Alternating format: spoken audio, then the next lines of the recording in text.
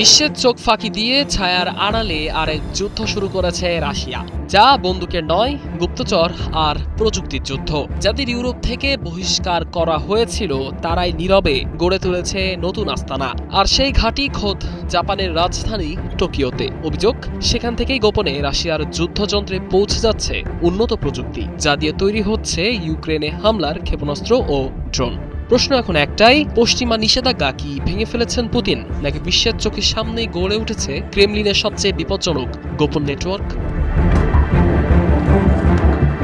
New York টাইমসের এক বিস্ফোরক অনুসন্ধানে উঠে এসেছে এই শ্যাডো নেটওয়ার্কের বিস্তারিত। এই পুরো অপারেশনের কেন্দ্রবিন্দুতে রয়েছে রাশিয়ার সামরিক গোয়েন্দা সংস্থা GRU এর অতি গোপন ইউনিট 20তম ডিরেক্টরেট।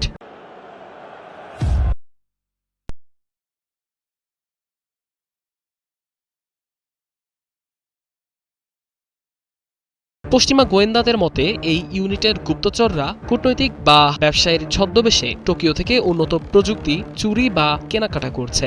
এরপর বিভিন্ন চোরা পথে সেই প্রযুক্তি পৌঁছে যাচ্ছে রাশিয়ার সমরাস্ত্র কারখানায়। এই ইউনিটের টোকিও প্রধানের নাম ম্যাক্সিম ভ্লাদিমিরোচিভ ফিলচেনকভ, যার কাগজে কলমে পরিচয় হল রুশ রাষ্ট্রায়ত্ত বিমান সংস্থা অ্যারোফ্লট এর এক সাধারণ কর্মচারী।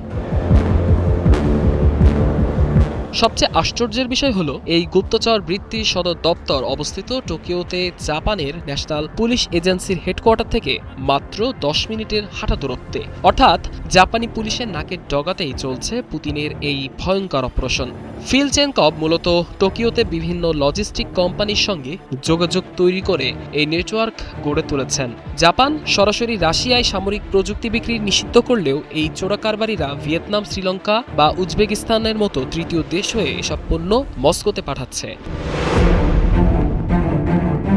এই নেটওয়ার্কের ভয়াবহতার প্রমাণ মেলে ইউক্রেনের যুদ্ধক্ষেত্রে। গত মে মাসে কিয়েভে একটি আবাসিক ভবনে রুশ K-101 ক্রুজ ক্ষেপণাস্ত্রের আঘাতে 24 জন সাধারণ মানুষ নিহত হন, যেগুলো ইউক্রেনের তদন্তকারীরা সেই ধ্বংসাবশেষ থেকে এমন কিছু জাপানি যন্ত্রাংশ উদ্ধার করেন যেগুলো রাশিয়ার রপ্তানি সম্পূর্ণ নিষিদ্ধ ছিল।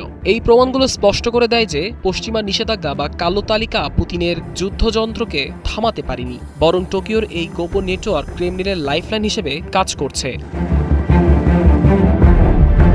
সব মিলিয়ে জাপানের এই দুর্বল নজরদারি পশ্চিমা মিত্রদের জন্য এক বিশাল অস্বস্তির কারণ হয়ে দাঁড়িয়েছে। যে প্রযুক্তি দিয়ে ইউক্রেনের নিরীহ মানুষের রক্ত ঝরছে তার উৎস খোদ জাপানের মতো এক প্রযুক্তি নির্ভর মিত্র দেশে। পুতিনের এই 20তম ডিরেক্টরেট প্রমাণ করে দিয়েছে নিষেধাজ্ঞা দিয়ে হয়তো দরজা বন্ধ করা যায়, কিন্তু চোরাগোপ্তা জানালার পথ বন্ধ করা এত সহজ নয়।